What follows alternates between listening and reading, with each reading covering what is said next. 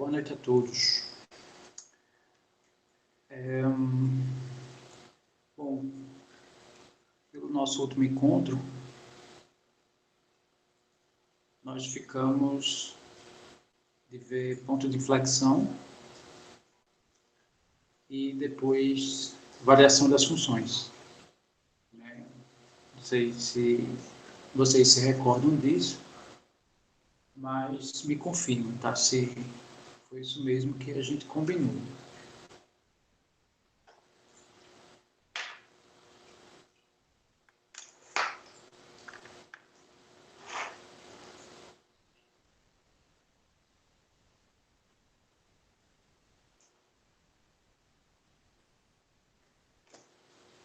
Pois bem, então vamos aqui à discussão, né, sobre as ideias que norteiam o ponto de inflexão, e depois o das variações das funções. Só fazendo uma observação aqui, quando a gente falou de concavidade, na verdade, a maneira como a gente provou foi o caso contrário. Como assim? Aqui ele dá a condição em função da derivada e depois ele fala da posição geométrica, digamos assim, né? Da condição em função do ponto de máximo ou mínimo. O que foi que a gente fez foi o inverso. O que eu quero dizer é que esses teoremas aqui, né, relacionados à derivada segunda ou concavidade, cabe aqui um se somente se. E a gente fez o seguinte, né, na demonstração que a gente fez, a gente considerou a condição de um ponto ser máximo, né, e a gente provou que a derivada segunda, né, dava menor do que zero. E a volta é muito similar, né? Aqui a gente pode considerar a derivada segunda ser menor do que zero. Aí a gente pode aplicar o teorema de Lagrange.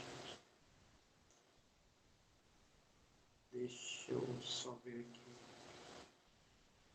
Isso, teorema de Lagrange aqui, né? Onde a gente vai considerar que a derivada segunda vai ser um quociente menor do que zero. E quando a gente avaliar aqui o nosso quociente, né, em relação aos sinais, aí a gente tem que chegar justamente nisso, né? Ou a concavidade, né, para baixo, se o ponto for de mínimo, ou para cima, se o ponto for de máximo. Ou a derivada segunda, sendo menor do que zero, né, configurando exatamente isso, né, ou em relação à concavidade, o ponto de mínimo e o ponto de máximo, que a gente sabe que a correlação que existe entre eles, né, é uma equivalência. Né? Dizer que o ponto é de máximo é dizer que a concavidade está, né, sendo para baixo. E ele é o ponto de maior imagem, né,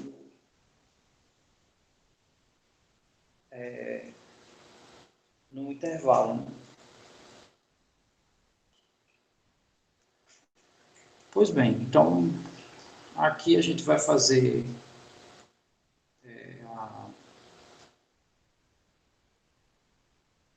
de novo, né? Vamos fazer essa reflexão aqui em cima do ponto de inflexão. E primeiro define-se, né, o que é um ponto de inflexão. Então, um ponto P0, pertencente ao gráfico de uma função, ele é dito ponto de inflexão quando o P0 é o ponto em que a concavidade troca de sinal. Então, é aquela velha história.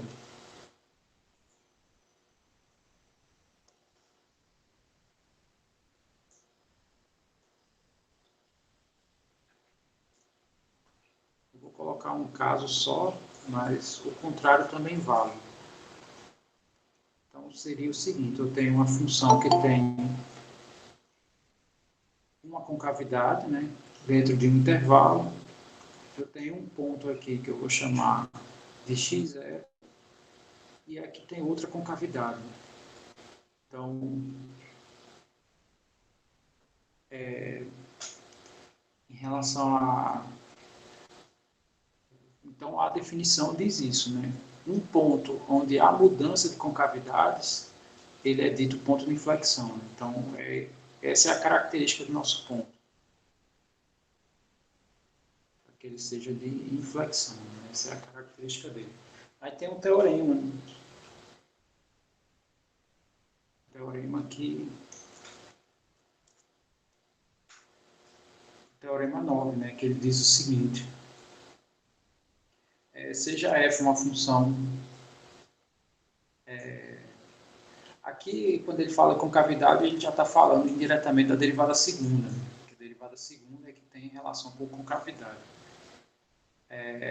E o teorema 9 diz, seja f uma função com derivadas até terceira ordem. Ou seja, existe a primeira, a segunda e a terceira derivadas. Né?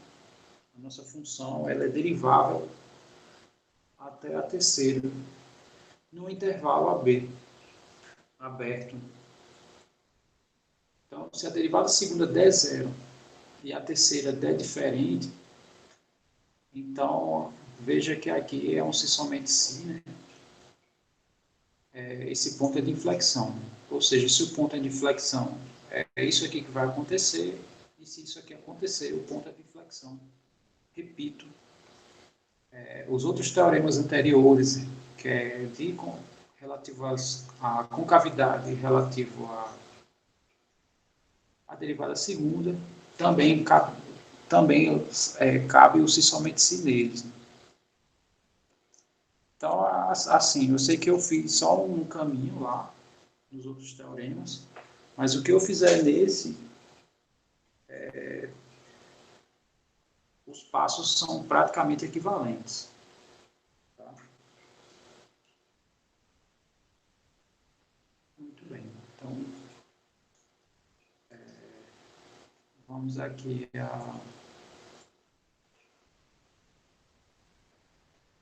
a discussão. Né? Aqui, então, deixa eu colocar as condições. Né? O teorema 9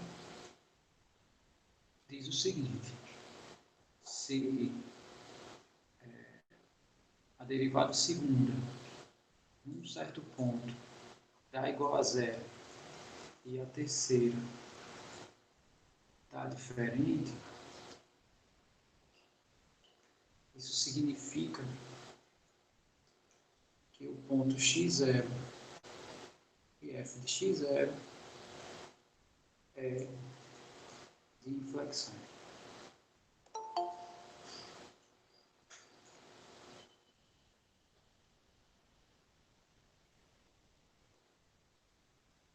Deixa eu só separar aqui as informações.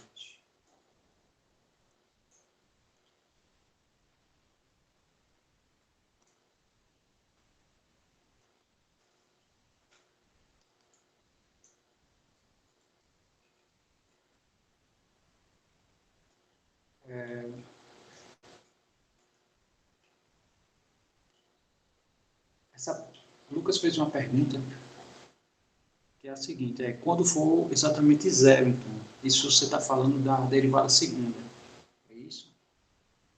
Ou é outra coisa? Sei que eu falei algumas coisas, né, além da pergunta. Quando você fez a pergunta, eu ainda estava na minha fala, mas me diga aí, assim, né? Assim, a tua pergunta é relativa a quê exatamente? Bom, enquanto isso a gente vai...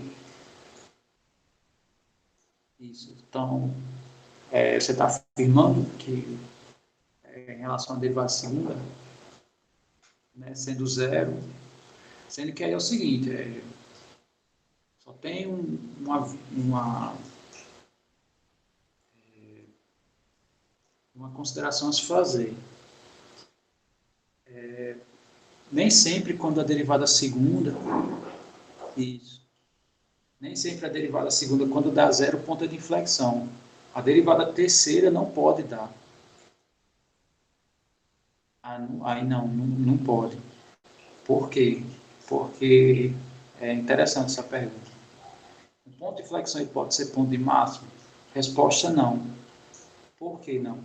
Porque se ele é um ponto de mudança de concavidade, significa que numa concavidade eu vou ter um ponto de mínimo que não é o ponto de inflexão. Né? Aqui no desenho, do jeito que eu fiz, pontos à esquerda do x0 possuem imagens menores do que ele. Consequentemente, o x0 não pode ser ponto de mínimo. Em contrapartida, à direita do x0, as imagens são maiores do que ele. Todas as imagens aqui são maiores do que ele. Então, todas não, mas né, a partir de um certo ponto, pelo menos, né, tem um intervalo aqui que todas as imagens são. Consequentemente, à direita do x0, eu teria um ponto de máximo, que não, no caso, não é ele. Então, significa que ele não pode ser nem máximo nem mínimo. Ele é até considerado um ponto crítico, mas não sendo nenhum desses dois.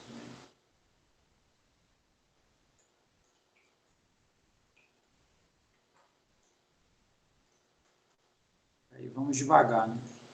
Apareceu duas perguntas quase que simultâneas. Vamos ver. Mas tipo pela definição 7, eu não poderia diferenciar se ele é ponto de máximo, mínimo ou ponto de inflexão. No caso, ou ponto de inflexão, sim, mas não simultaneamente, a não ser que ele seja os três, uma vez. Um caso desse seria se a função fosse constante. Que a função constante, o ponto é máximo, qualquer ponto ele é de máximo, ele é de mínimo e acaba sendo de inflexão, assim, né? Um pouco forçando a barra, né? Mas, assim, é o único caso, né, que tem a união dos três.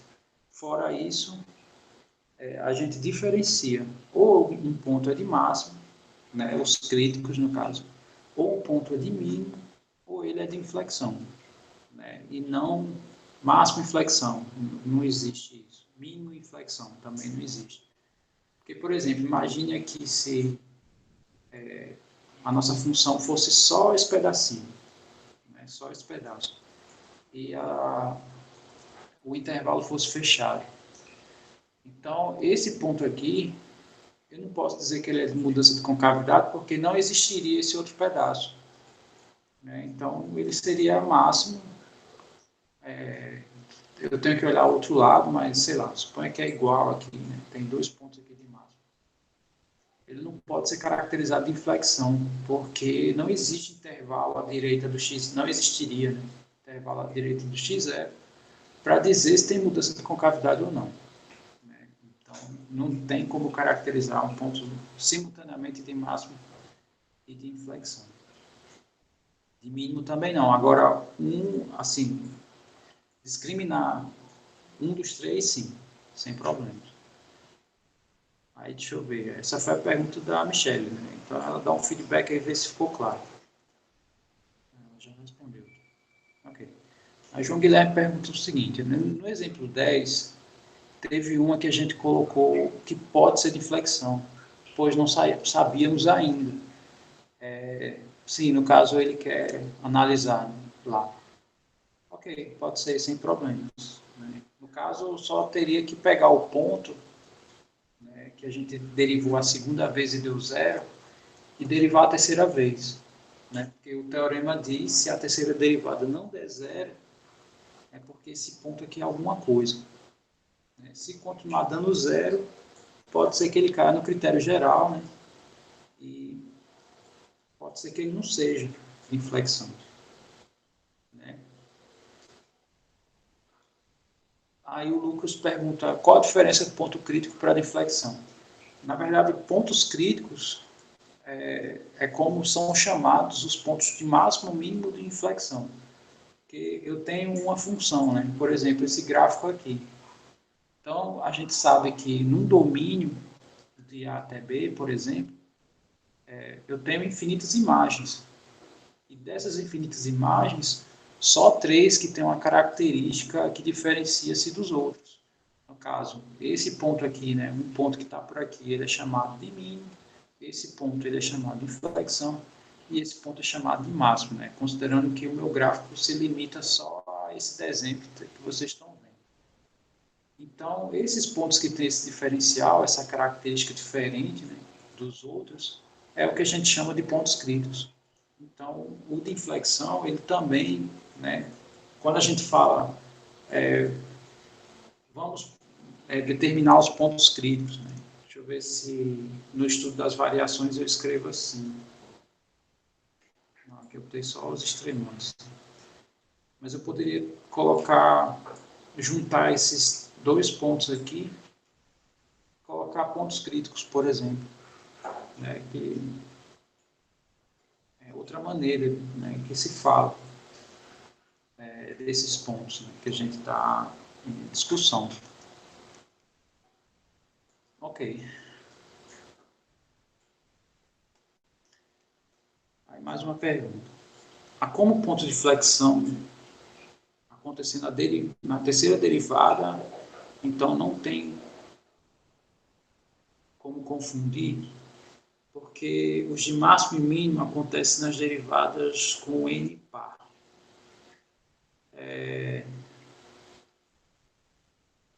Eu acho que o que ela está perguntando aí é em relação a quando a gente tem esses casos aqui, se tem algum tipo de confusão. Bom, não tem como ter confusão, porque se n é par, né, na ordem de derivação, é que a gente tem a caracterização aqui, ou de máximo ou de mínimo. E se o n for ímpar, aí ele não vai ser nem máximo nem mínimo, né? É aqui que ele pode ser de inflexão. É aqui que pode ser que exista um ponto de inflexão. Então não tem como confundir, porque em relação à ordem, as de inflexão eles não coincidem com o de máximo e mínimo, nem nos critérios, nem no critério mais simples, nem no critério geral.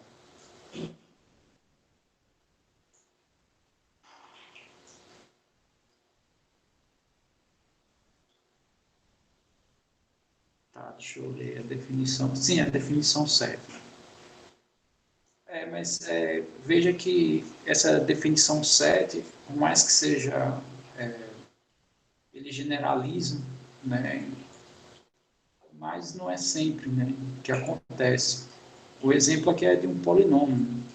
Então, sei lá, se pega outros tipos de funções, né, até polinômios mesmo, não sendo de grau tão alto, aí não é necessário, né, essa definição 7 é mais para esse tipo de caso mesmo. Ou algum tipo de combinação que gere alguma problemática, né, em que a gente deriva várias vezes e dá sempre zero. Então, assim, sei lá, são casos particulares, né? Aí esse critério geral, ele abraça os outros, inclusive. Porque a derivada segunda é uma ordem par, né? Que é o critério mais simples, né? Quando esse n é 2, é ordem par e o fato do ponto ser de máximo, né? Significa que a concavidade é para baixo, né? Quando aqui é 2, né? Quer dizer, o que a gente trabalha normalmente se encaixa aqui no geral.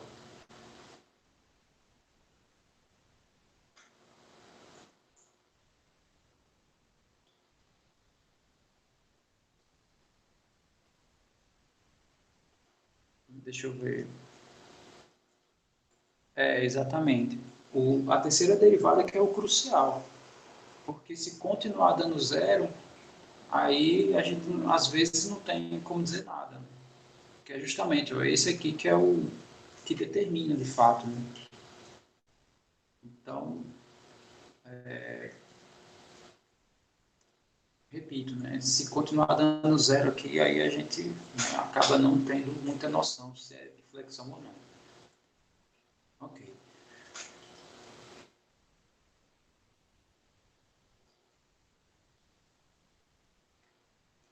Se na quarta não desse zero, aí cai no critério geral, né? Porque aí seria par. Isso. Aí eu teria que ver só se é máximo ou mínimo.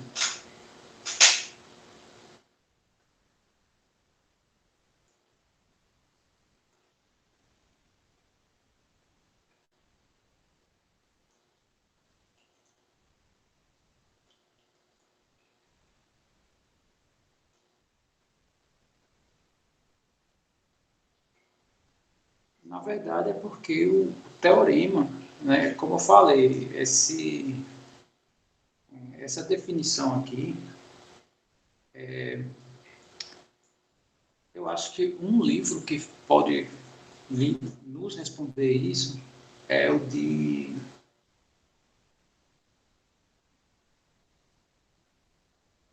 Eu não sei se é o da coleção Shaw. Depois eu vou procurar a referência. Tem um livro que ele mostra esses casos mais pesados. Ou de análise mesmo. Né? Procurar em livros de análise o que aconteceria. Né? Porque, por exemplo, aqui no ponto de flexão a informação é fechada. Né? Ele garante já na terceira aqui. E aqui na ordem ímpar, ele só diz isso. Né? A conclusão é que x0 não é ponto de máximo nem de mínimo. Ele não diz assim quando é que seria de flexão, por exemplo. Ele poderia ser um critério geral dizendo se n é ímpar, então x0, né, vai ser de flexão. Né? Poderia ser uma conclusão fechada, mas aqui não tá fechado. Aqui está aberto. Significa que não ser nem de máximo nem de mínimo, pode ser que ele seja de flexão. Aí você pode até perguntar assim, como é que eu vou saber então? Aí o estudo talvez tenha que ser feito de outra maneira. Porque, por exemplo, isso eu já perguntei várias vezes, se vocês têm a disciplina de cálculo numérico. E a resposta que eu tive nas outras turmas era negativo, né? Aí eu nunca perguntei se existe equivalente, né? E no cálculo numérico ele tem outras maneiras de fazer contas, né? Assim, esse, esses conteúdos assim que a gente vê no cálculo, lá ele resolve de outra forma, né? É mais ou menos a ideia computacional que se utiliza, né, para isso. Então, teria que ver, né, por exemplo, se num ponto você está suspeitando que ele é de inflexão, né, aí você tem que começar a observar a vizinhança. Né? Quer dizer, você começa a aplicar lá pontos, né, porque no computador você pode aplicar lá, pegar pontos bem próximos.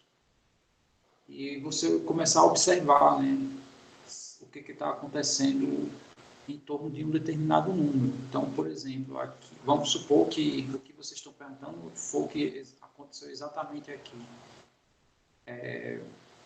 Então, sei lá, eu começo a definir uma determinada unidade e começo a ver as suas imagens. Né? Então, por exemplo, beleza, após o x0, se eu vou procurar um ponto que tem a mesma imagem de outro ponto, né, à direita do x0. E à esquerda, né, depois de definir essa unidade, eu vou começar a olhar as imagens, ver se acontece a mesma coisa. Tá? Então, fazendo isso, o que a gente vai perceber?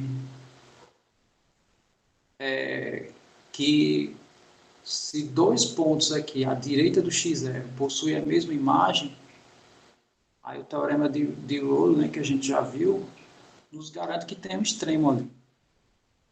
Aí, o que a gente faz? Pegue a próxima unidade à direita.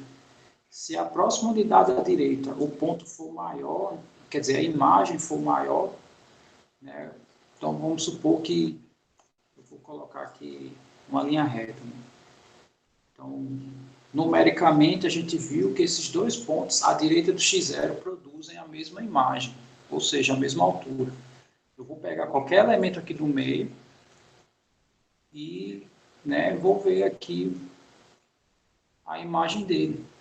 Se a imagem for maior, né, significa que nesse intervalo eu provavelmente tenha um ponto de máximo ainda. E a mesma coisa aqui. Então, essa seria a maneira numérica, né, que a gente teria como enxergar um comportamento da nossa função. A gente vê um pouco disso no ensino médio. Normalmente, o professor do ensino médio ele ensina você a encontrar gráficos fazendo tabelas. Né? Você manda escolher 5 valores, enfim. Pega o zero, 2 à esquerda, 2 à direita, né? Mais ou menos assim. Né? Então, seria tipo isso, né? Sendo que lá você pode definir unidades menores, de 0,1, né? Sei lá, 0,1, né? De um número para o outro, né? Esse seria o intervalo. Então, você já tem um comportamento mais preciso. Ou então você faz uma interpolação, né? Você pega alguns pontos e você define um polinômio que passa por todos esses pontos, né? Quer dizer, aí entra outras técnicas, né? Que aí já quer dizer, já é outro caminho, né? Outro caminho de resolução. Mas, enfim, essa é mais ou menos por aí, né? Os teoremas que a gente tem, o que ele nos garante é isso. Né? Tem essas limitações. Então, aí vamos fazer aqui a... Quem tem que garantir isso é o teorema. Né? Então, vamos provar o teorema, né? E ver o porquê, né? Que a terceira derivada dando zero, né? Porque isso é garantido. Bom, então, vamos à ideia aqui da prova.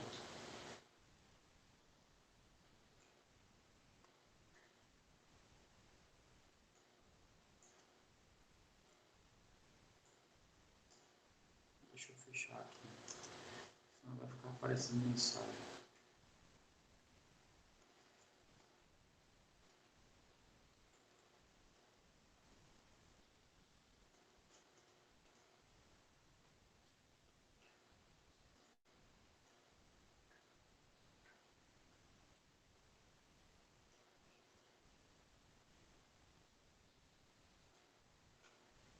Bom, então, beleza. Então, vamos considerar isso aqui. Né?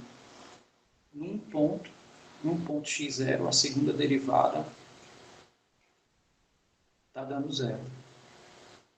E a terceira está dando diferente.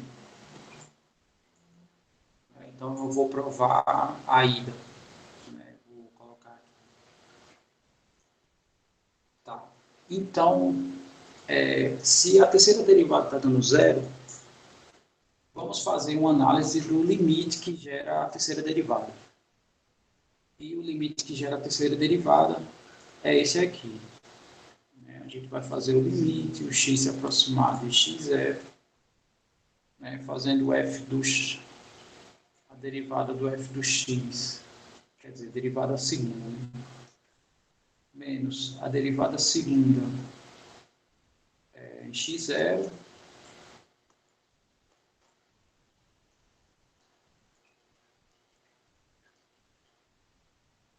sobre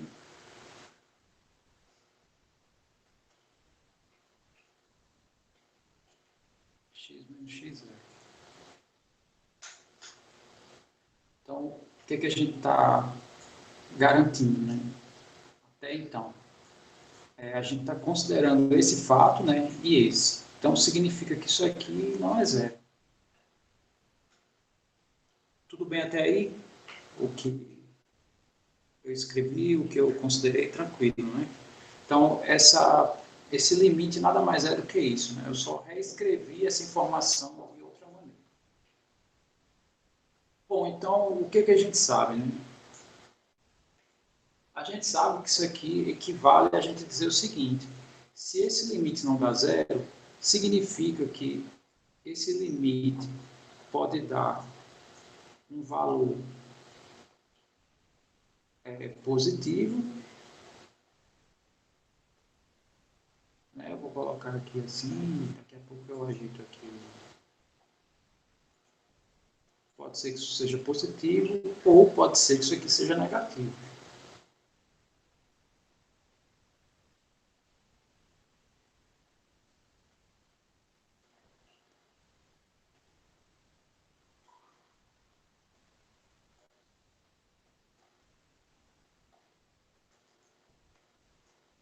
Então, a gente vai ter que escolher, né? Porque a gente sabe que um limite não pode dar duas coisas. Né? O teorema da unicidade nos garante que só pode dar uma das coisas. Inclusive, o limite só dá um único valor, né?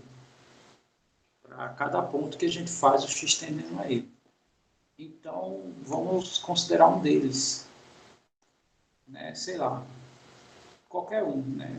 Vamos supor o primeiro. Então, vamos considerar que o limite dá negativo.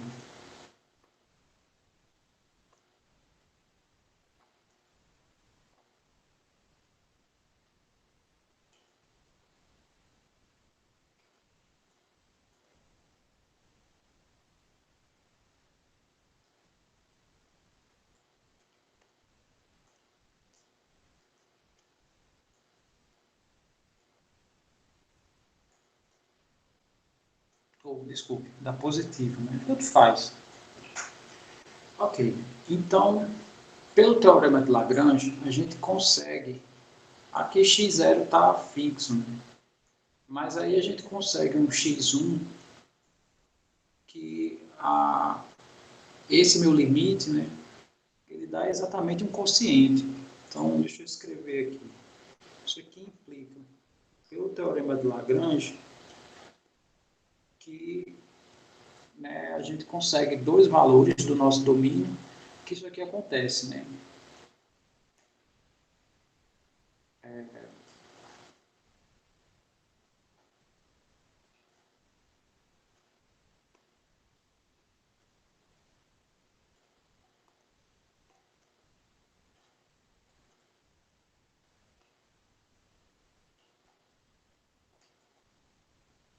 Isso aqui acontece. Então, a gente vai avaliar, né, como esse x1. Esse x0 ele é fixo. Ele é o candidato, né, o ponto x0. F de x0 é o ponto que a gente está avaliando. Esse ponto x1 aqui, ele é arbitrário. Né? Ele pode ser qualquer cara aqui à esquerda ou à direita dele. Né? Então, ok. Aqui a gente não fez a consideração, né, se é limite à direita ou à esquerda. E o que a gente sabe? Se eu pego um x1 à esquerda, significa que se eu pego à direita, né, e faço a aproximação, quer dizer, os limites laterais têm que ir para o mesmo lugar. Né? Então, isso aqui, ele acontece se meu x1 for menor do que x0 e, na verdade, ou, né?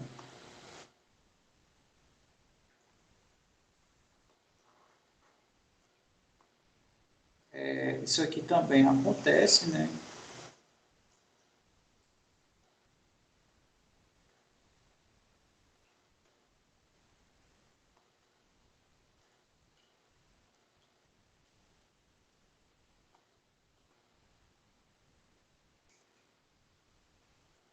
Isso aqui também acontece se x1 for maior do que x0.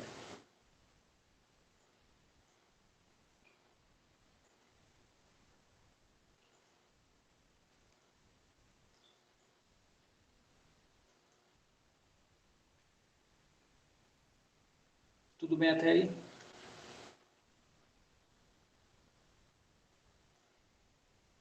Por que o limite sumiu? Né? Porque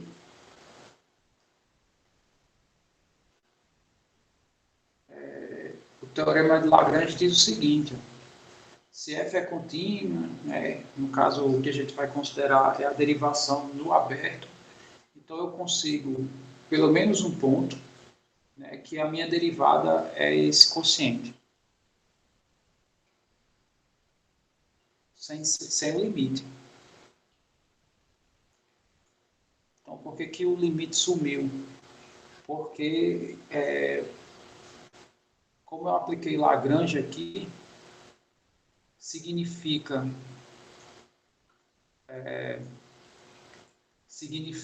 que a minha derivada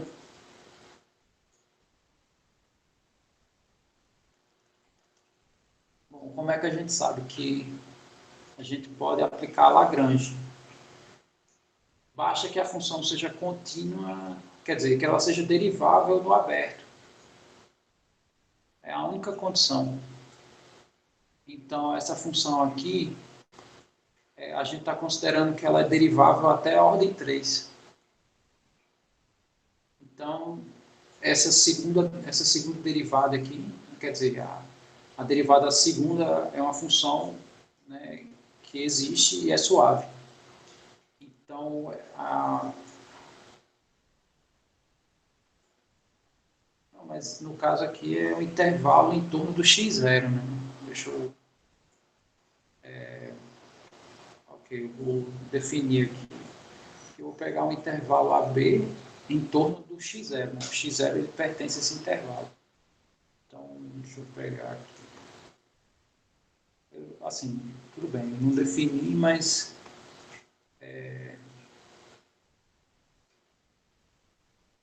inclusive eu tinha deixado meio que desenho implícito, mas tudo bem. Então, aqui é x0 pertencente ao intervalo I aberto. Então, é isso que eu estou considerando. Eu estou dizendo o seguinte, se eu pego aqui um cara antes do x0, né, eu chamando ele de x1, essa minha derivada, né, vai dar exatamente o mesmo valor desse quociente pelo teorema de Lagrange. Ou então pegando a direita, né? Então, no caso, bom, enfim, são as duas possibilidades. Tá? Então, beleza. Agora a gente vai avaliar o que acontece aqui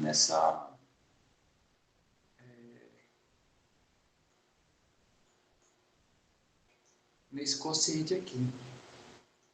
Então, para esse quociente ser positivo, bom, x1 ele é menor do que x0. Significa que essa diferença aqui dá negativo e esse cara aqui dá zero.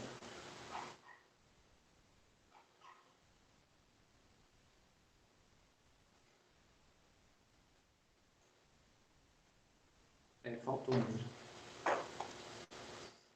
Obrigado. Isso aqui dá zero, né? Porque aqui foi definido, né? De forma primicial. Né? Então, o que me resta, né? Que se a gente tiver nessa hipótese, esse cara aqui vai ter que ser negativo, né? A divisão de coisas de mesmo sinal é que dá positivo. Então, significa que isso aqui é negativo. E x1 está à esquerda do x0. O que significa a derivada segunda num ponto à esquerda do x0 dá negativo? Aí vamos olhar aqui, né, que a gente já trabalhou na aula anterior. No caso, a derivada segunda num certo ponto é menor do que zero. Bom, se é maior do que zero é porque a concavidade é para cima, né, nesse ponto. E para baixo é o caso contrário, ou seja, a concavidade é para baixo. Então, aqui, à direita do x0, a concavidade está sempre para baixo.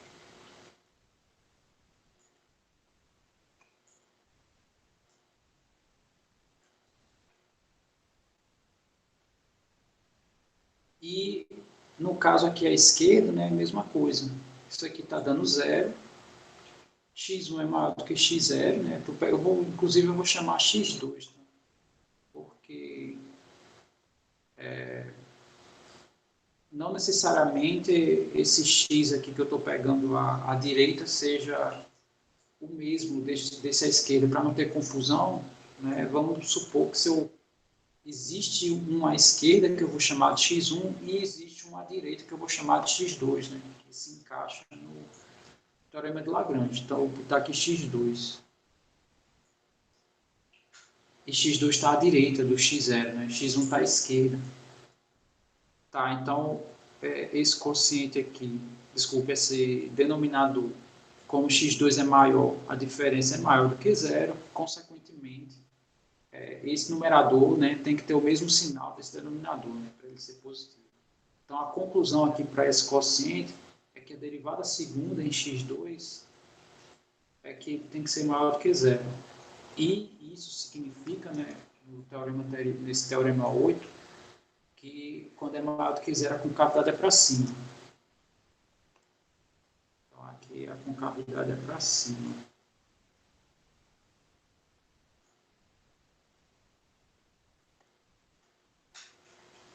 Ok, então é isso que acontece na derivada terceira, né? Se nessa opção aqui, ó, se ela não for zero, né, a derivada terceira não for zero e der positivo, significa que à esquerda do nosso ponto, né, no caso, à esquerda do x0, a concavidade é para baixo, e à direita a concavidade é para cima. Que não é esse caso, né? A esquerda aqui a concavidade está para cima, a direita a concavidade está para baixo. Então, significa que quando a derivada terceira dá maior do que zero, né? Deixa eu colocar aqui. Então, a derivada terceira aqui, nossa, quando dá maior do que zero, e a segunda dá igual a zero, significa que a gente tem essa situação gráfica aqui.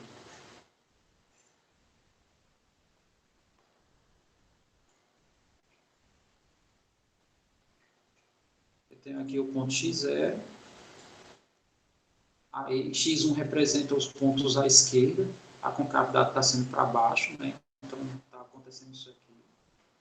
E o x2 está representando os pontos à direita do x0. Está dando que a concavidade está para cima. Então esse é o cenário quando a derivada terceira não dá zero. Ela me indica que aqui tem uma mudança de concavidade, né? Porque os limites laterais, digamos assim, né, tem mostrado a variação aqui da nossa derivada, né, em relação à concavidade. Isso significa que o caso contrário, né, que o caso contrário seria esse, a derivada terceira, quando der menor que zero, e a derivada segunda sendo igual a zero, o que acontece aqui é o que está lá no nosso primeiro gráfico. Eu vou colocar aqui só para a informação ficar mais simples. Então, aqui em x0,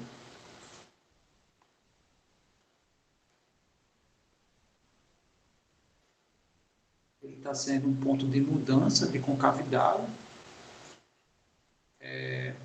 À esquerda, ele vai dar concavidade para baixo, para cima, desculpa, e à direita do x0 vai dar concavidade para baixo.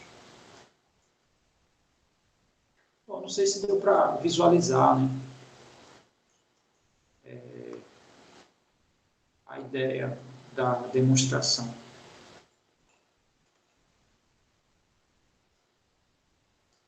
Mas diga aí para mim, né, se ficou claro que quando a derivada terceira dá diferente de zero, ele me indica que meu x0 é um ponto de mudança de concavidade. Ou faça algumas suas perguntas. Né? Isso, eu fiz os limites laterais.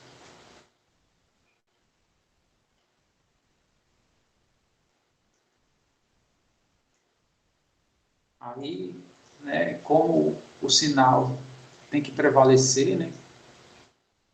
Aqui tem mudança de sinal, né? Que, por um lado, eu vou pegar pontos à esquerda do ponto em questão e no outro limite lateral vou pegar pontos à direita, significa que o nosso numerador, né, ele vai ter mudança de sinal. E na derivada segunda, mudança de sinal significa mudança de concavidade. E mudança de concavidade, né, no caso, ele vai refletir no nosso ponto x0 em questão, que ele vai ser um ponto de inflexão. Ficou claro para todo mundo isso ou ainda ficou esquisito? Ficou claro, né? Bom, ele é um teorema que cabe, quer dizer, todos os teoremas que eu vim demonstrando a partir de concavidade, né, ponto de máximo e mínimo, quer dizer, a partir da derivada segunda, todos os teoremas que eu exibi aqui, eles cabem o se somente si, né? Só esse último que no texto está escrito literalmente se somente si. A ideia da volta seria uma análise inversa, né, disso que eu acabei fazendo, né? Você considera que a esquerda, a derivada segunda, né, está dando negativo nesse caso, a esquerda do x0 e a direita, você diz que a derivada segunda está dando maior do que zero, né? Aí você calcula o limite, né? Calcula o limite em cima da derivada segunda, aí você vai ver que você tem duas opções, ou a derivada segunda dá maior do que zero, ou dá menor, desculpa, a derivada terceira. Né? Eu estou comentando isso porque eu, eu quero saber se vocês conseguem enxergar o caminho da volta. O que seria o caminho da volta? O caminho da volta é considerar que o ponto é de inflexão e verificar que a derivada segunda dá zero e a terceira não dá. Vocês conseguem visualizar esse caminho de volta? Né? Ou seja, vocês conseguiriam desenvolver a demonstração sozinhos?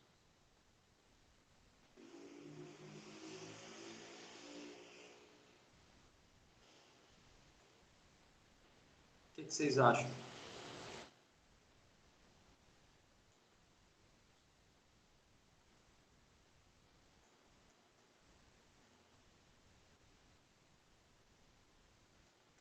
Bom, eu perguntei porque o caminho que eu fiz foi esse. O caminho que eu fiz foi considerar essas duas informações e a gente desenvolveu, né, isso aqui usando a definição do limite, ou da derivada, né, usando o limite, e nós chegamos que esse ponto aqui literalmente é de inflexão. Aí eu estou perguntando, vocês conseguem definir esse ponto como inflexão e chegar nessas duas informações aqui, no caso, o caminho da volta, né? Eu estou perguntando. Aí alguns já disseram que acha que não consegue, mas enfim. Bom, aqui tá. Então eu vou só dar uma ideia. Eu vou dar só uma ideia. Né? Para dar a ideia, você já apela inicialmente pro recurso gráfico. Né? Então deixa eu fazer aqui, deixa eu inclusive apagar todas, esconder todas as informações aqui. É verdade, João é muito dramático. Eu vou, eu vou só dar umas ideias aqui, aí né, vocês só me dizem, tranquilo, dá para a gente consegue visualizar a volta. Aqui não ficou, pronto, tá aqui. Vou considerar esse x0, já vou admitir que o ponto x0, f do x0 é de inflexão.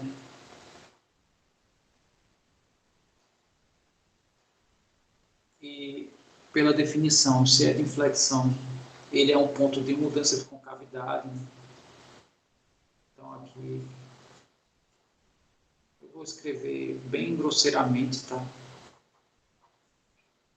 Mas é só para não escrever muita coisa, assim não ficar muito textual aqui. Existe mudança de concavidade em x0.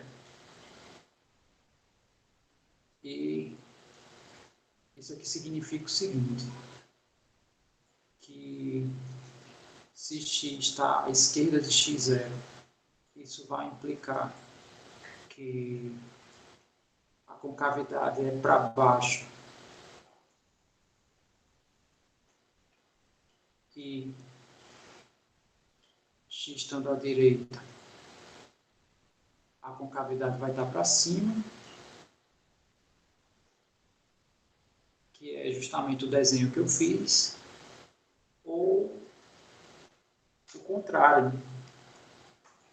Vou fazer aqui pontilhado. Possa ser que isso aqui aconteça, né? A concavidade seja para baixo à esquerda, para cima, desculpa, para cima à esquerda de x0 e para baixo à direita de x0. Vamos escrever isso.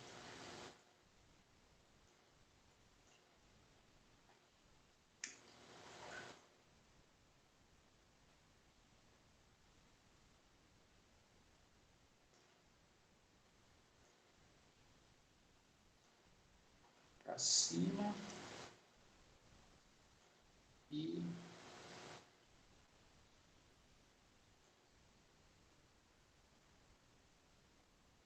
acabei escrevendo a mesma informação aqui, só troquei a ordem, então deixa eu só mudar. X menor do que x0, concavidade para cima, e x maior do que x0, concavidade para baixo. Bom, aí, aqui, para a demonstração, você pode fazer para um lado só, e diz que para o outro é análogo. Aqui eu nem cheguei a mencionar isso, né? Mas, de fato, eu só fiz a consideração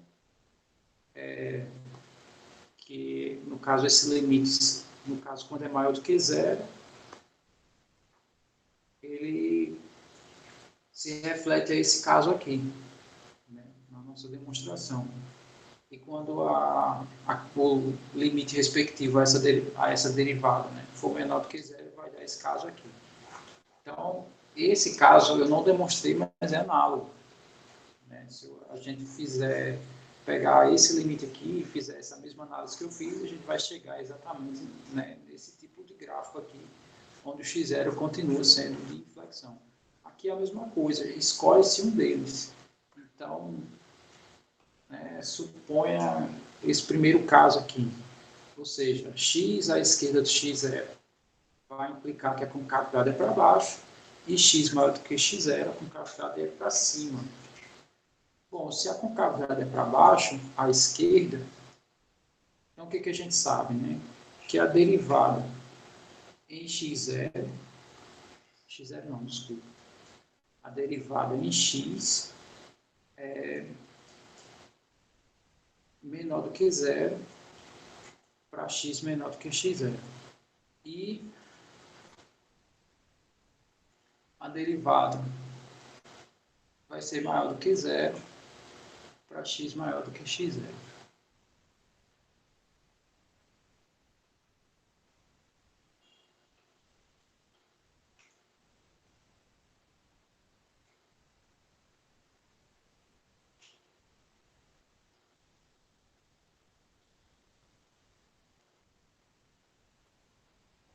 Diga aí, João. Ali onde tem concavidade para baixo e aí nessa parte aí dos parênteses eu fiquei confuso, porque parece que tem um que não está fechado. Não sei se é impressão minha. Não é assim. Não, não, não, né? Não, não, Nessa né? parte não, era ali em cima, na Aqui. outra. Isso aí. É porque aqui é uma informação e outra, né? Elas estão atreladas. Aí essa é a primeira opção. Aqui, né, segunda opção. Ok. É,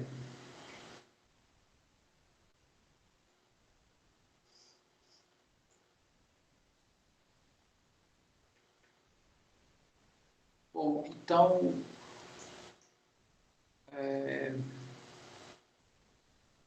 supondo, eu vou colocar aqui um aqui em cima, que é para dizer primeiro caso, e aqui dois o segundo caso. Isso aqui é para o primeiro caso, que é um.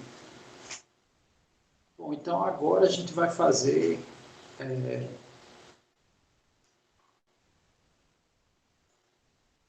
deixa eu só ver.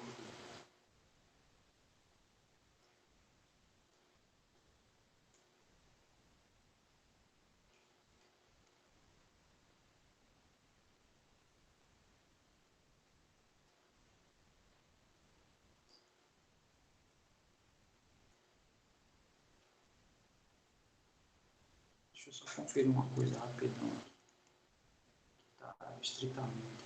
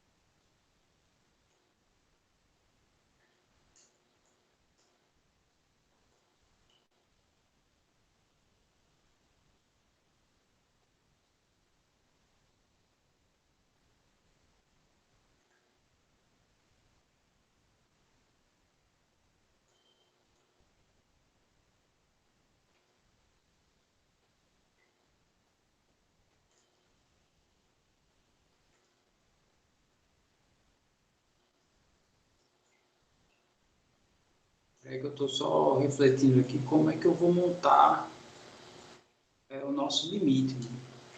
Porque a gente tem que chegar que a derivada segunda em x0 vai dar zero. É aqui que a gente tem que chegar.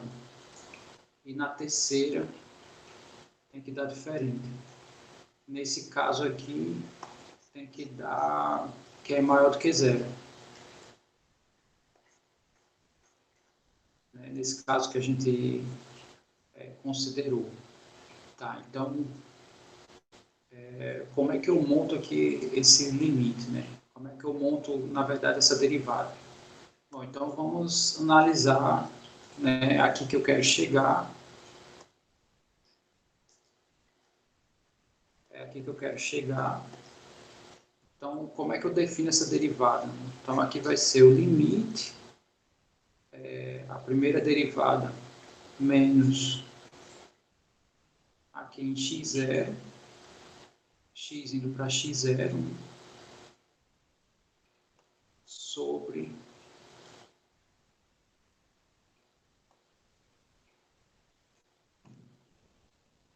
x menos x0. É isso que eu tenho que avaliar, né? Ok.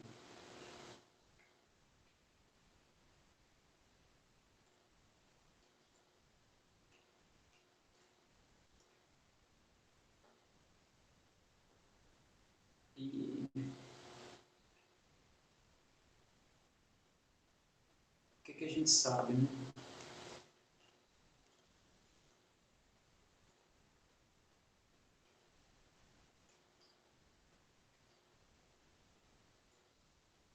A gente sabe que isso aqui é a derivada segunda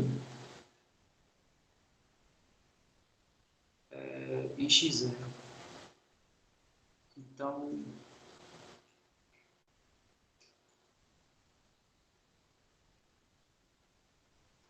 a gente vai ter que avaliar os laterais, né? Já que aqui eu tenho a relação dos sinais, né, para fazer a avaliação dos laterais. Então, o que a gente sabe? Que isso aqui, né, agora eu acho que eu vou ter que usar outra relação que não use só a derivada, que aqui está simplesmente menor, né? Não é menor igual. Bom, enfim, vamos usar isso que a gente tem. Então, o que a gente sabe, né? Aqui eu sei que é exatamente no x0 e o x está indo para x0. Então, a gente sabe que esse limite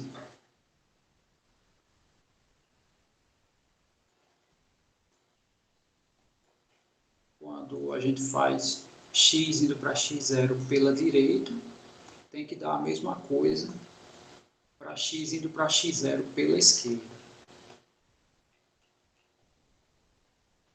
Isso aqui tem que dar a mesma coisa que isso.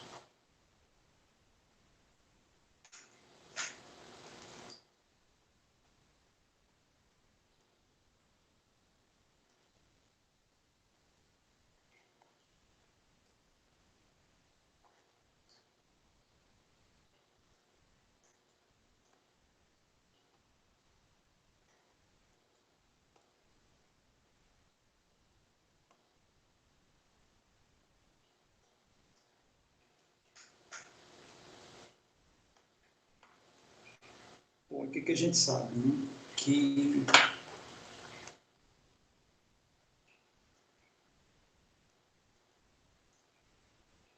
por esse lado, quando x for maior do que x0, todo esse limite tem que ser maior do que zero. E quando x for menor do que x0, essa derivada aqui tem que ser menor do que zero. Né? Bom, então, usando dessa forma, parece que não tem interseção. Né? Se eu faço isso aqui, então só tem um único valor que isso aqui tem que satisfazer. Sendo que aí eu já não tenho que relacionar com concavidade. Quer dizer, eu posso relacionar com concavidade, mas eu tenho que... eu estou pensando aqui nessa definição 6.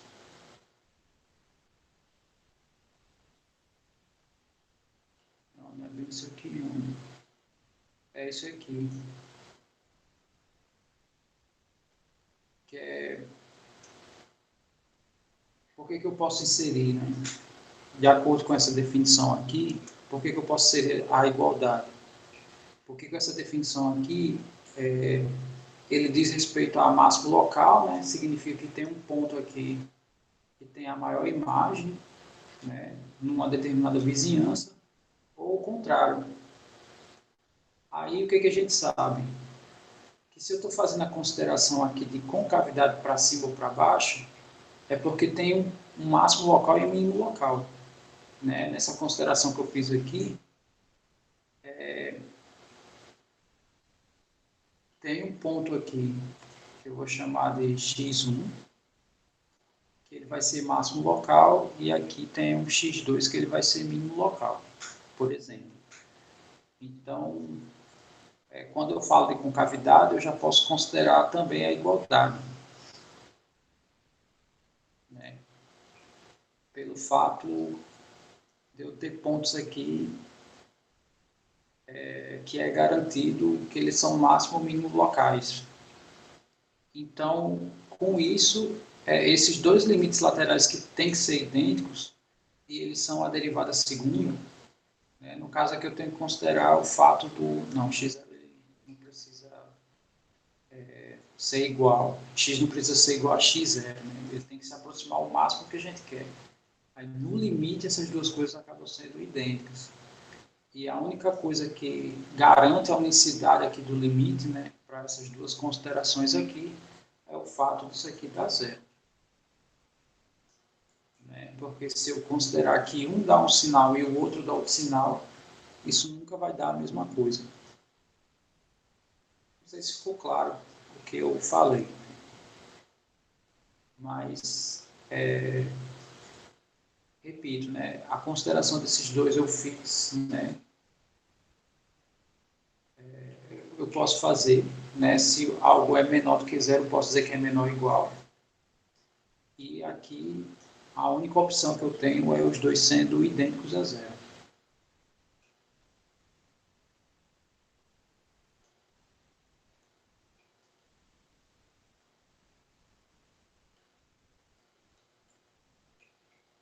No primeiro caminho não foi preciso, né?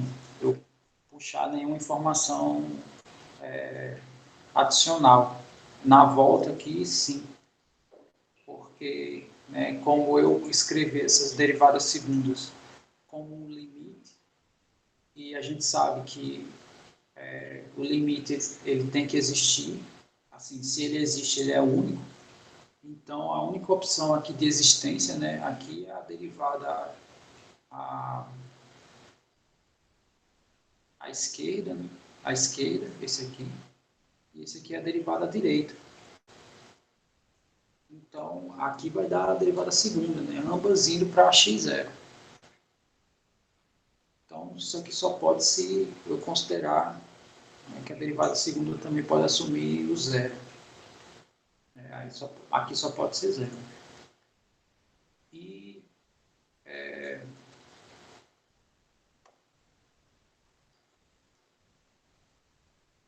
aí, em relação à derivada terceira, aí a gente faz a montagem inversa, né, do que foi feito na demonstração da ida. No caso, o que seria a montagem inversa? Seria o seguinte: se eu pego o limite com x indo, sei lá, para. No caso, tem que ser para x0. Vou pegar aqui a esquerda. Tá? A derivada segunda, né? No caso,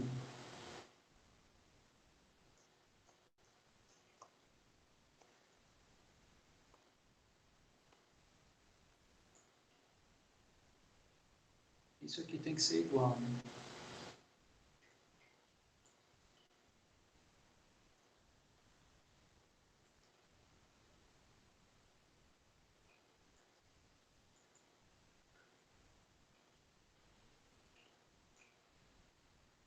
Aí vocês podem perguntar, tá, como é que você pode garantir que esse limite tem que ser igual?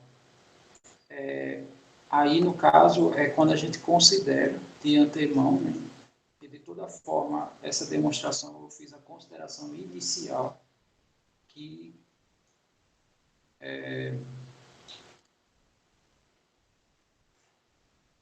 aqui, por mais que eu não disse, né, mas é uma informação, né, que antecede essa relação aqui, aqui existe até a derivada terceira. E se existe até a derivada terceira, significa que esses dois limites têm que ser idênticos, inclusive esses dois limites também têm que ser idênticos. Então, o que a gente sabe? Bom, por essa primeira informação, essa derivada aqui vai dar zero.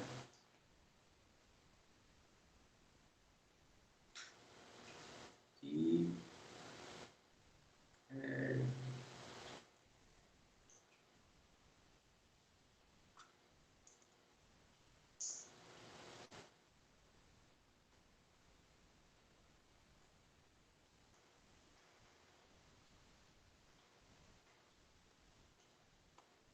e no caso, aqui como é a esquerda, né, esse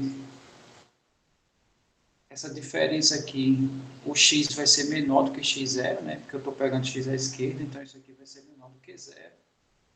E a esquerda, no caso, x quando vem antes do x0, né? A nossa derivada segunda dá menor do que zero. Então, isso aqui é menor do que zero. Por outro lado, esse aqui é maior do que zero. E quando o x se aproxima de x0 pela direita, ou seja, quando meus pontos são maiores do que x0, significa que isso aqui, né, vai dar maior do que x0. E no caso, aqui é negativo, aqui também é, aqui é positivo, aqui também é.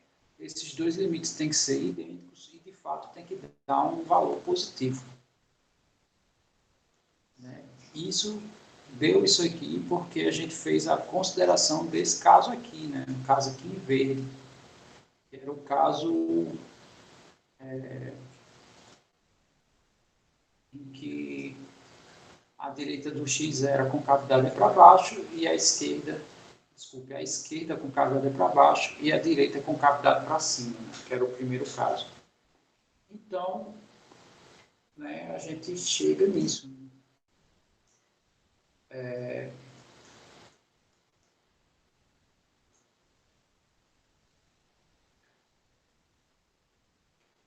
E aqui não caberia.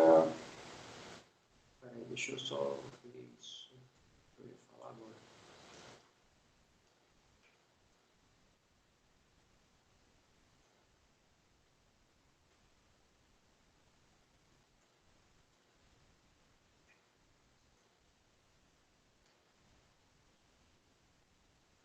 caso aqui, só ficou, acabou aparecendo uma brecha aqui. Eu botei maior do que zero, mas aqui no caso entraria o maior igual. Porque eu fiz essa consideração aqui. Né?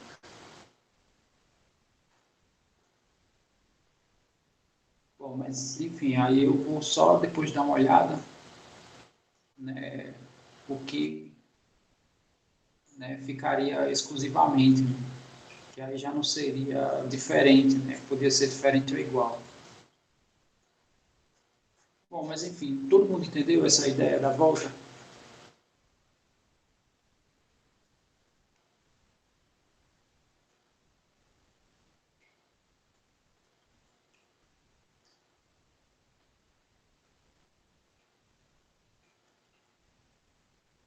Tá, então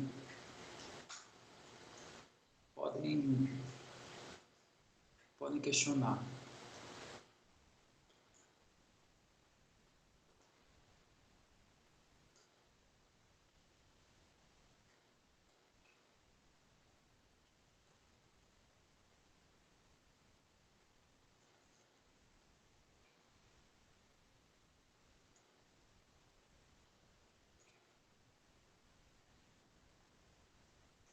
Ok. Os demais concordam? Todo mundo viu o que ele fez aí?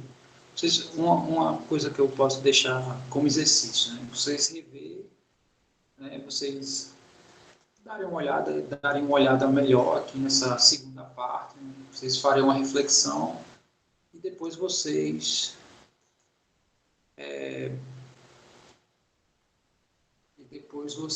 né, tentariam um caminho, né? Tentariam um caminho de resolução aqui.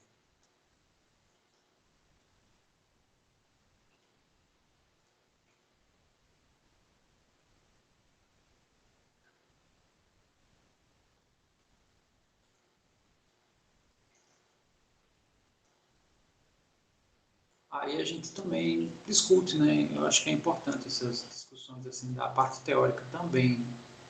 Isso quando a gente vai para a prática, né, acaba se tornando mais simples, né? Você, né, refletir num nível mais profundo. Bom, mas é isso, tá? Eu vou também dar uma olhada, assim, ver se eu consigo um caminho mais simples também, né? Possa ser que a gente consiga. E, enfim, então, como só concluindo, né? Se eu tenho a derivada segunda dando zero, né, significa que nesse ponto aqui a gente não tem conhecimento em relação à concavidade, né, em relação a esse ponto, né? Se esse ponto aqui ele pertence a um intervalo que as nossas imagens descrevam com cavidade para baixo ou o inverso, né? Aqui a gente não tem essa informação. E com essa derivada terceira, ela indica que nesse ponto, né, quando isso acontece, tem uma mudança de concavidade. É isso que caracteriza o ponto C de inflexão. Então, é como foi comentado, né? Essa informação aqui que é a crucial, né? E veja que aqui eu não estou trabalhando com a primeira derivada. Né? Eu estou trabalhando só com a segunda derivada. Bom, aí aqui tem um exemplo, né? Que é também um polinômio, que parece com aquele um outro caso, né? Eu posso inclusive deixar o outro caso que ficou em aberto para, né, vocês também tentarem, né, ver lá se o ponto é de inflexão ou não. E a gente faria aqui averiguaria exclusivamente os pontos de flexão aqui. Né? A gente não procuraria nem os pontos de máximos e mínimos. Então, deixa eu só escrever aqui a lei, né, de formação. Seria essa daqui. dx x à quarta menos 2 menos 12 menos 5. Deixa eu colocar aqui. Menos 2 menos 12 menos 5, aqui seria x3, aqui seria x.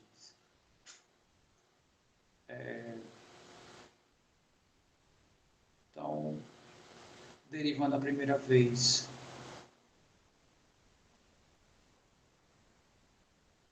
aqui a gente ficaria com 4x3, aqui a gente ficaria com 6x2, aqui a gente ficaria com menos 12. Né? Mas aí nosso interesse não é na primeira derivada, né? A gente está procurando exclusivamente os pontos de inflexão. Então vamos derivar uma segunda vez, no caso ficaria 12x2 menos 12x, né? Aqui a derivada daria 0, e vamos igualar isso aqui a 0. Né? Igualando a 0, a gente pode colocar o 12x em evidência, aí ficaremos com x menos 1.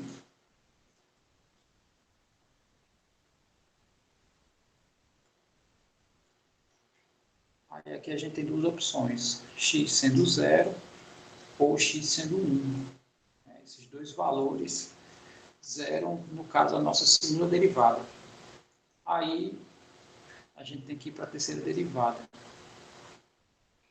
A terceira derivada aqui na nossa expressão vai dar 24x menos 12.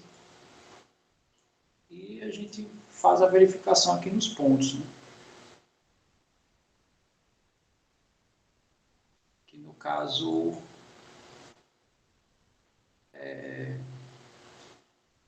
aqui vai dar menos 12 quando x for 0. Ou seja, esse ponto de inflexão, e pelo que a gente viu aqui mais em cima,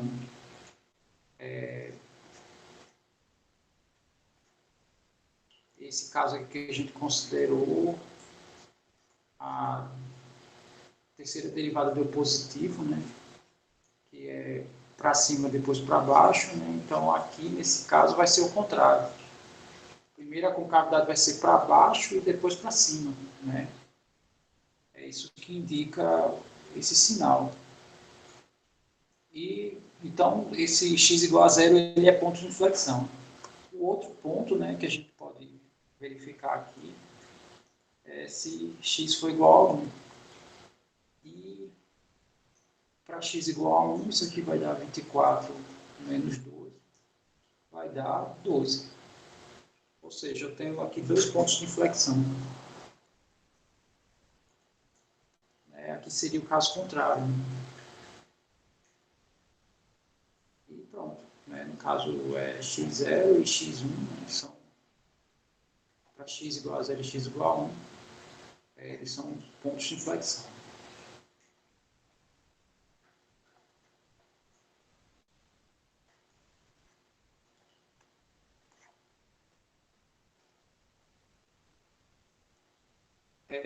Outra função que isso acontece seria o gráfico do seno e do cosseno. Que aí, no caso, tem infinitos. Né? Se a gente olhar essa curva aqui, né? Então aqui seria um tipo de inflexão, né? E aqui seria outro. No caso, esse aqui, deixa eu só ver, eu acho que é assim que isso não vai dar positivo. Dá positivo assim e dá negativo assim. Né? Então aqui vai dar negativo, aqui vai dar positivo e fica nessa alternância. Né? Como os polinômios, eles são funções que também, no caso, essas funções aqui, no caso, aqui é as funções circulares. Né? As funções circulares, elas serpenteiam, mas horizontalmente. Né? Os polinômios não, eles serpenteiam em quaisquer direções. Né? Então, né, aqui no caso seria um pedaço de gráfico com esse comportamento, né? E o resto pode ter outro comportamento diferente desse. Né? Sei lá, num polinômio pode ser que aqui desça, aqui suba, sei lá. Né? No caso, deve ser algo assim. Desse. Enfim.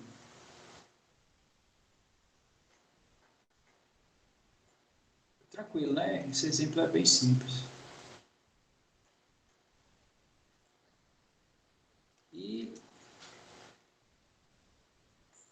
não era esperado, né? Mas a gente acabou ficando pouco tempo aqui para discutir essa ideia da variação. Mas aí eu vou começar aqui com alguns casos, né, com alguns desses aqui, né, até a gente concluir nossa aula, e os outros eu deixo, pelo menos indicado, para a gente fazer. Então, deixa eu só pegar lá, né, eu tenho aqui a nossa função, deixa eu escrever ali dela, né? x3 mais x2 menos 5x, né? Eu tenho essa lei. Aí a gente tem que olhar todos esses tópicos, né? Então, o primeiro, olhar o domínio. Então, a primeira pergunta que eu faço a vocês, né? Eu sei que aqui eu não defini domínio, mas aí eu pergunto, nessa lei de formação, vocês acham que tem alguma restrição aqui para substituir algum valor? Ou seja, existe algum valor dentre os reais que, ao fazer a substituição, vai me dar algum problema? Ou seja, vai me gerar um complexo? Ou vai dar algo indeterminado? Ou, né, ele vai para o infinito, sei lá, algo desse tipo? Vocês conhecem algum valor que faça isso? Muito bem. Então, domínio, né, de fato, a análise do domínio é bem simples. Então, de fato, o domínio aqui pode ser qualquer real, né? Então, qualquer real cabe aqui dentro, né, dessa lei sem nenhum problema. Esse é o domínio, né, a ser estudado. O segundo ponto é a paridade. Então, o que é a paridade? A paridade é a gente verificar se uma função é par ou ímpar.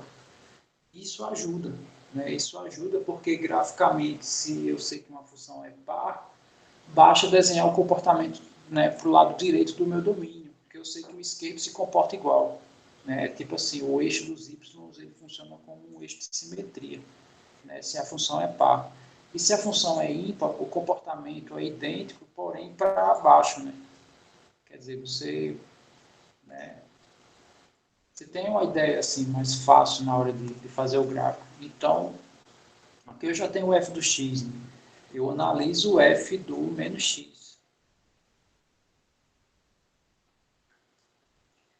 Se o f do menos x for igual a f do x, essa função f, né, se caracteriza como uma função par. Se der um igual a menos o outro, ela é ímpar. E se não der nada, ela não é nem par nem ímpar. Significa que o comportamento do lado direito, né, do domínio, é totalmente diferente do lado esquerdo. Então, vamos ver, né? Fazendo aqui o f do menos x, aqui vai dar menos x ao cubo, né? Porque menos ao cubo vai dar menos.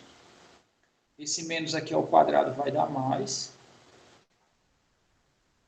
E ele aplicado aqui vai dar mais. Então, já dá para ver que essa função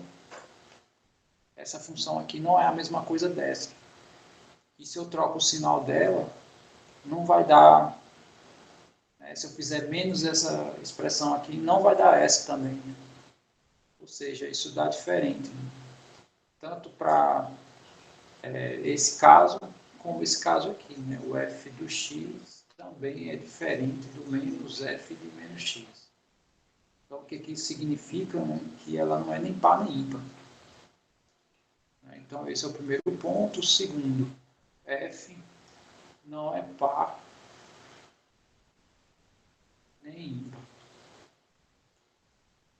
Então, graficamente, né, eu já sei que de um lado é uma coisa, do outro é outra. Vamos ao terceiro tópico, que é os pontos de descontinuidade.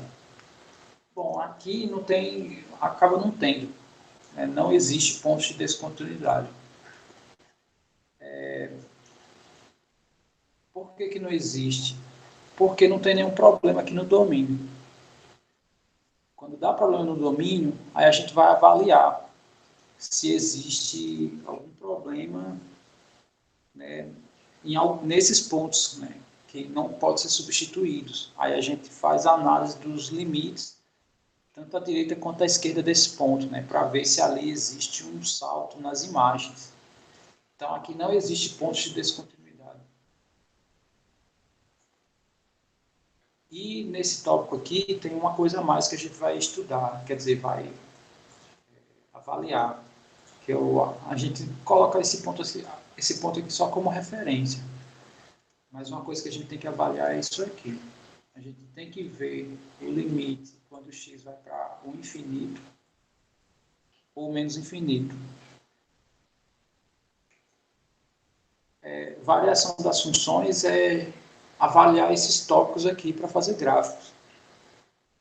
Né? Então, isso aqui são parâmetros que uma função varia em função, quer dizer, dado duas funções, né? Esses tópicos aqui tornam duas funções distintas, né, em algum ponto desse aí.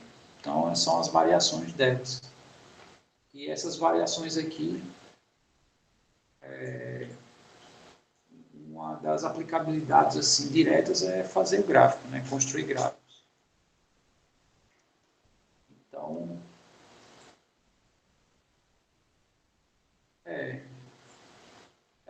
aí varia, né, de autor para autor. Beleza, então vamos calcular aqui o limite.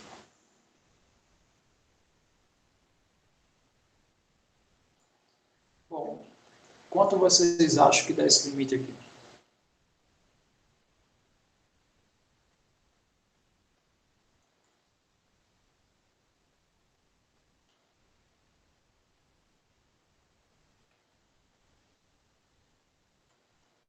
Na verdade, não é relação com derivada, e sim quando a gente vai usar derivada. Porque, na verdade, aqui não é a gente fazer essa análise para, né, comparar com derivada. É a gente usar a derivada aqui.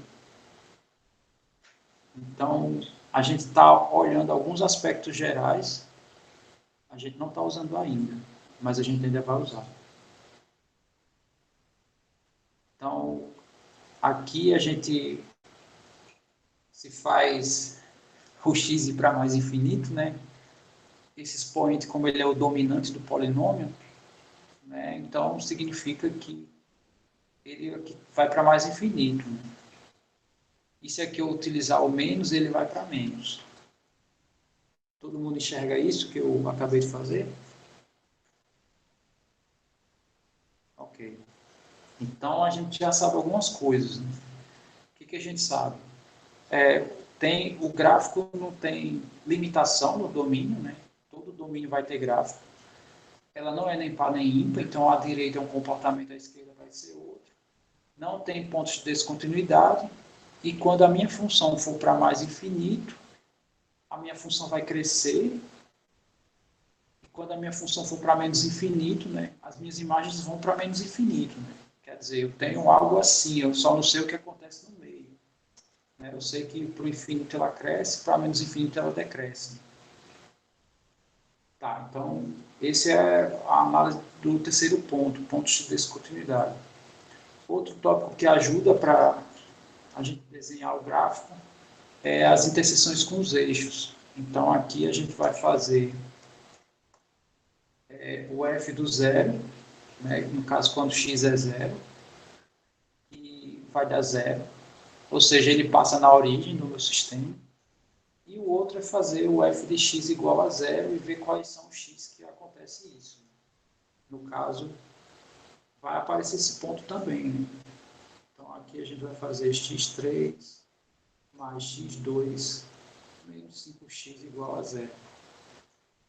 Bom, para que isso aqui aconteça, a gente vai colocar um x em evidência, aí ficaremos com x2 mais x menos 5 igual a zero.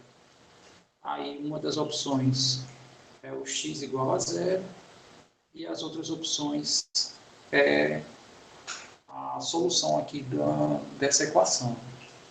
E a solução dessa equação é a seguinte: menos 1 mais ou menos o delta fica b ao quadrado menos 4ac, né, que vai ser isso aqui. Vou botar a raiz como expoente fracionário. E a gente vai dividir isso aqui por 2, né?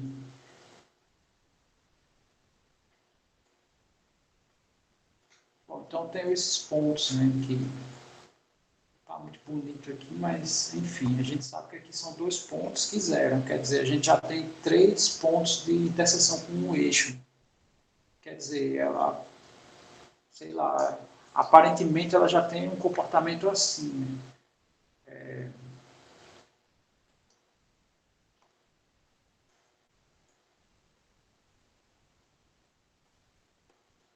Quando ela vai para mais infinito, ela cresce, para menos infinito, ela decresce. Eu sei que ela passa aqui na origem, aí eu não sei, ele passa, tem que passar em mais 2 pontos aqui. Eu sei que o comportamento dele é esse, assim, mais ou menos, né? Então, eu já tenho uma ideia, só com o que a gente fez até o momento. Falta agora sim, entre nas análises das derivadas.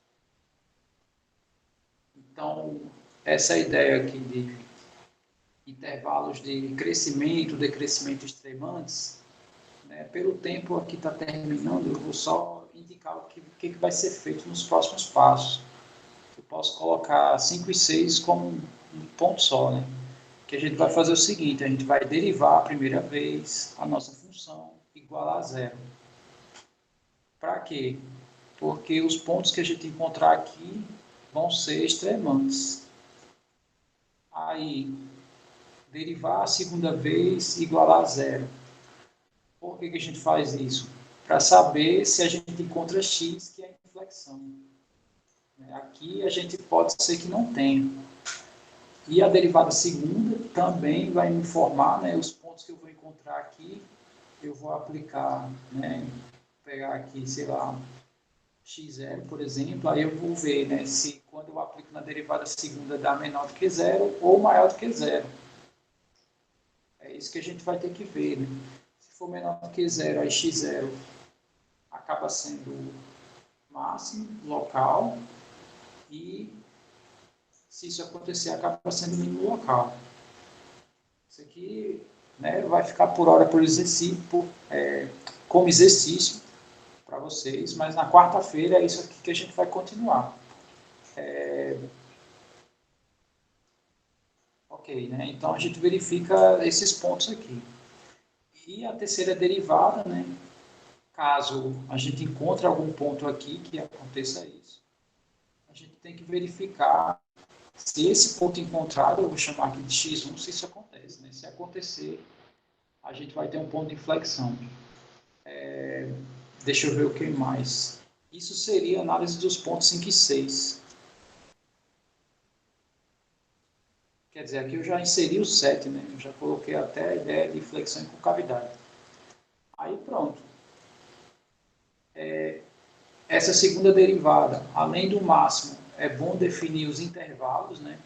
Os intervalos que isso aqui acontece, né? Ou isso aqui, que aí eu sei os intervalos onde a minha função cresce e onde a minha função decresce.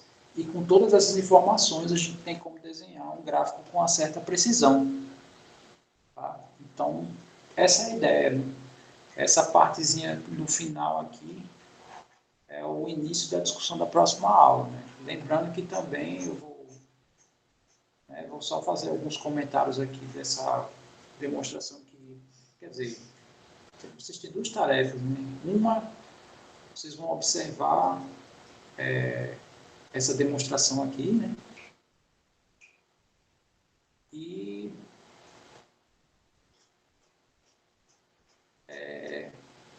a gente faz isso daqui. Ok. Aí deixa eu só responder.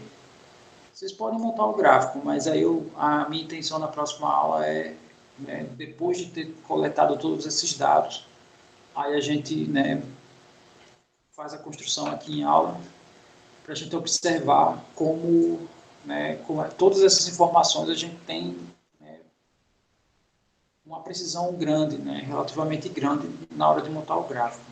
E como às vezes vocês mesmos exibem, né, ou no GeoGebra, ou tem outro programinha que vocês usam muito, que é bem legal, que eu esqueci agora o nome, que também, né, ele dá as soluções, acho que o nome dele é em português e tudo. exibe soluções, exibe o gráfico, né? Então a gente pode, inclusive, comparar, faz à mão e compara com o programinha, né? Os programinhas. E a gente começa a resolver os exercícios, né? Que tem esses exercícios aqui.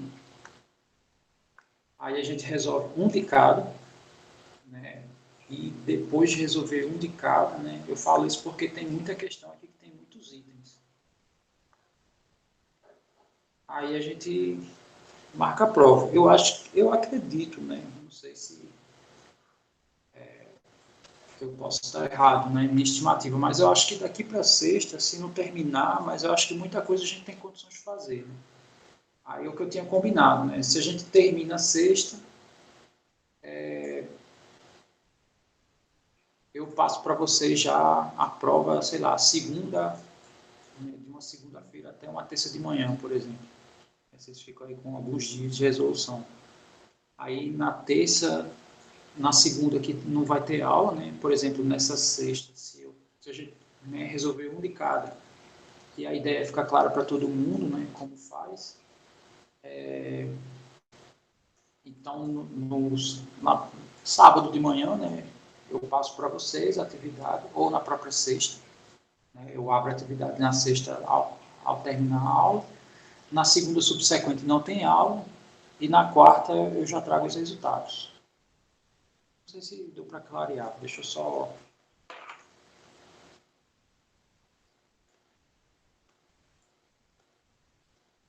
encerrar aqui a gravação, porque não tem mais